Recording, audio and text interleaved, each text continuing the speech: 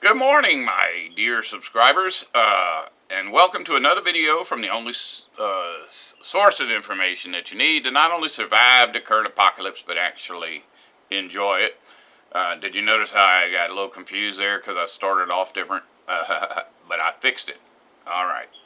So anyway, we have a new president, I guess. I really feel a little bit anxious, nervous right now because of that. Mostly because I didn't see this scenario. But if Kamala had won, I'm certain that I would feel even worse because I would know that something bad was going to happen. And I guess the powers that be must have decided that they didn't want things to escalate because, you know, if I was looking at Kamala winning all those votes, it's the Electoral College, and that kind of, after I thought about it, I was like, yeah, that makes sense. But then I looked at how many people voted for her in a popular vote, and she did as good in the popular vote as she did in the with the Electoral College, which is how it's supposed to work. But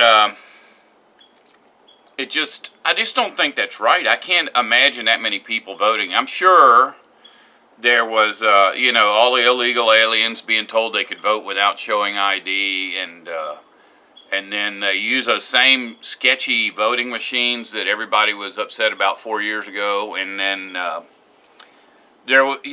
Donald Trump was convicted on 6,000 counts of crimes that never existed until he ran for president.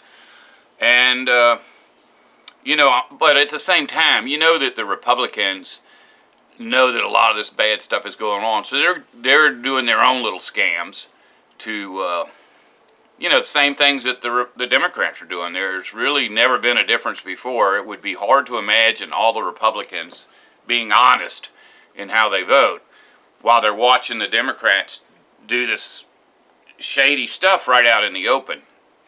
So, but I think this is the best possible outcome because I thought that if Donald Trump lost, there would be all-out war, which would really be scary, even for me. I don't want people around my house shooting at each other. Certainly don't want them shooting at me. But we're still not out of danger. I'm still going to finish stockpiling my groceries. I'm going to try to be a little bit more diligent in keeping the stockpile up to date. Because, even though if the Republicans had lost, they would be mad, and most Republicans own guns and know how to use them. As far as the Democrats go, they're not real gun enthusiasts in general. But, so that, we should be able to live in a semi-peaceful society for as long as Donald Trump stays alive. I'm a little worried that they may kill him because even if they do that, you'd think there's no reason to start a war just because somebody got killed. But Archduke Franz Ferdinand, who was basically not that important, he wasn't a significant person in world events. But when he got shot, World War I got started.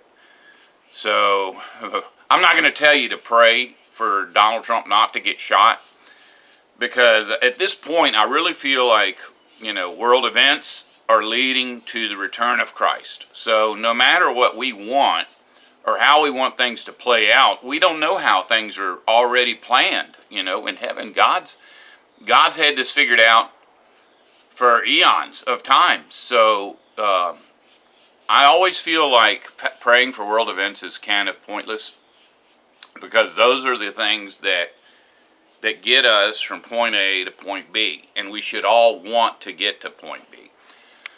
So all we can do now is watch, wait, and see, and be thankful that we still have a peaceful world, at least, in our close proximity. And,